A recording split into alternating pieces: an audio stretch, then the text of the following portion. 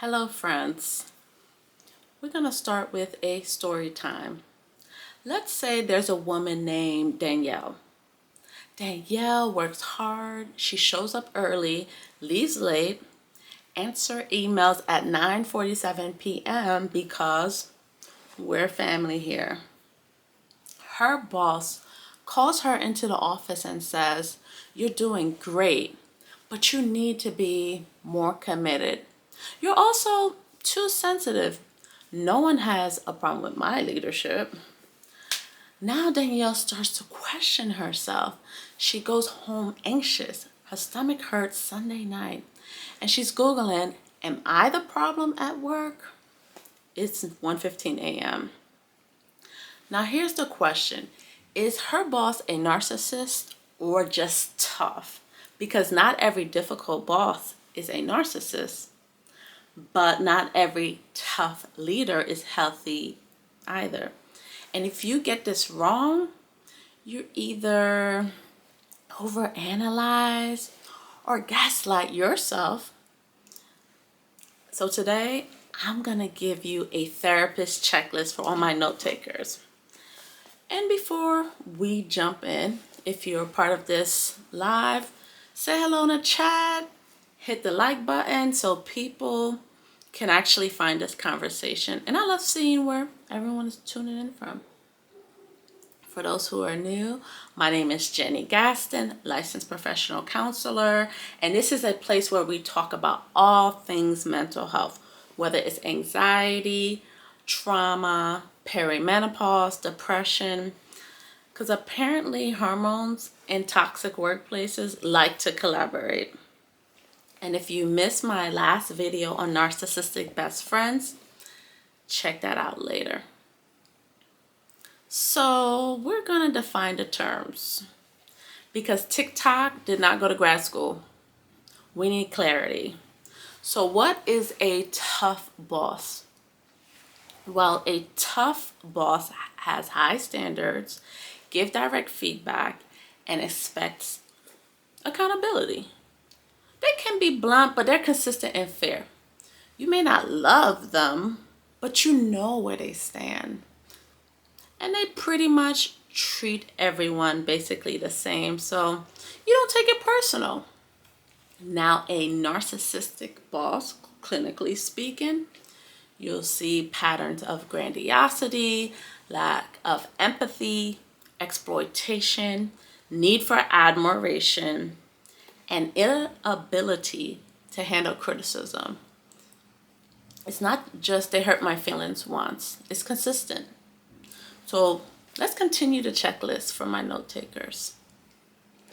As I go through these, comment tough or narc. We're going to make this interactive. 1, how do they handle feedback? A tough boss might disagree, challenge you, but can tolerate feedback.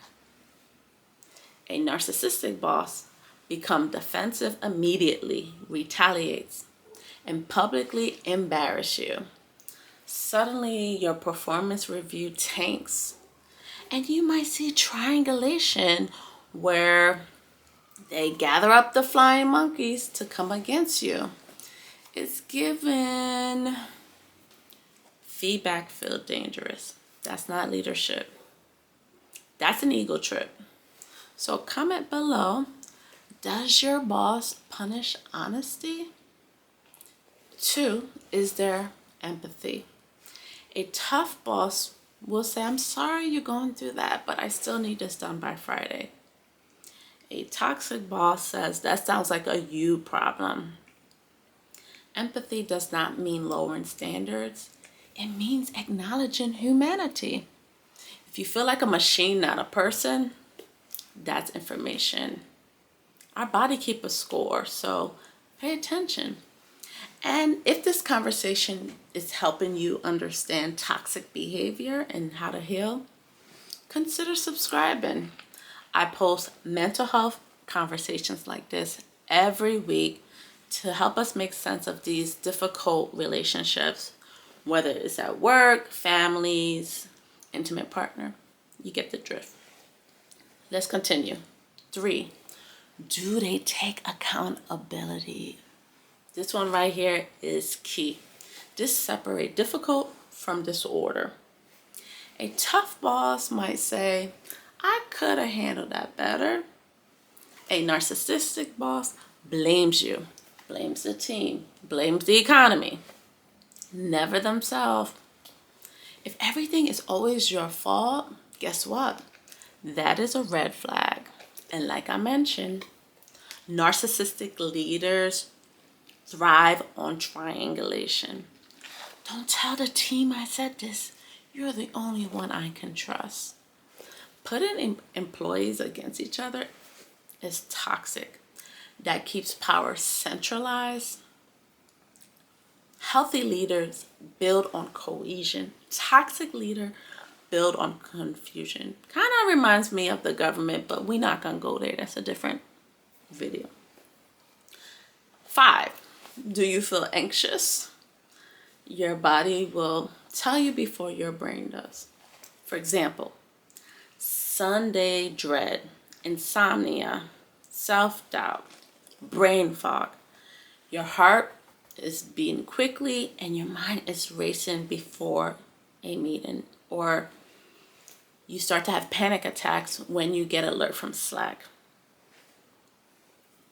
If your body is constantly dysregulated, that is your body telling you the truth. Pay attention. All right. And so how are we feeling today? It's a lot going on. This is my feeling wheel.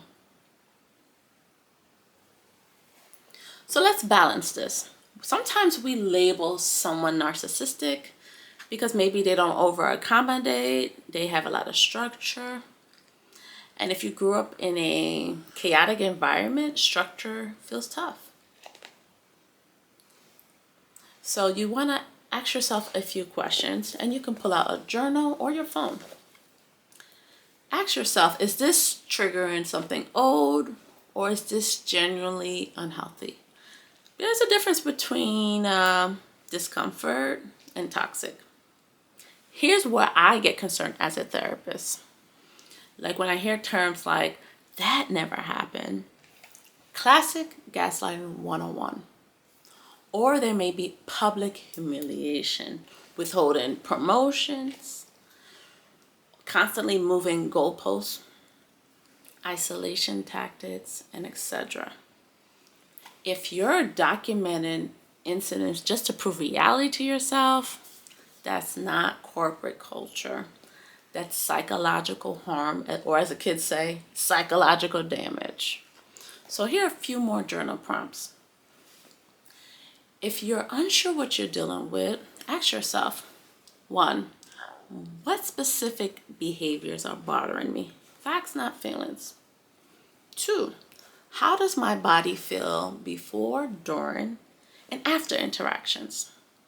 3, if a friend described this situation to me, what would I say to them? Write it out because the patterns become clear on paper. So where do we go from here?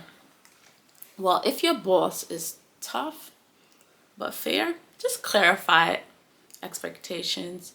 You can improve communication by over communicating. It's better to say, just to confirm, is this what you meant? And it's okay to seek mentorship. If they're toxic and narcissistic, document everything. Keep receipts. Limit also personal disclosure. Keep your personal life at home. They are not your friends. You want to strengthen boundaries. That is key. And consider your exit plan. Last but not least, protect your mental health. This is where quitting versus boundaries become important, which is my next video. Setting boundaries is not quitting, it's self-respect. So remember, if you're in a toxic workplace, you don't have to process it alone. Consider therapy, go to local support groups, orgs like NAMI, which is an acronym, NAMI, offer free support group and resources, because isolation is what keeps toxic systems powerful. You ever seen an animal that get isolated in the wild? Never a good result. So remember, community restores clarity. I also have a Facebook support group called No Contact Not Chronicles that you're free to join. And I will place these links and resources in the description. So drop in a comments rather, is your boss harsh or something else? And if you survived a toxic workplace and came out stronger, let's encourage each other. Share your story below, because I promise you, you're not alone. And remember, friends, your job is what you do. It's not who you are. You a human being, not human doing. You could be competent and still mistreated, unfortunately. And you can be strong and still have strong boundaries. So if this conversation helped you, make sure to subscribe so you don't miss the next live. I'll see you in the next conversation.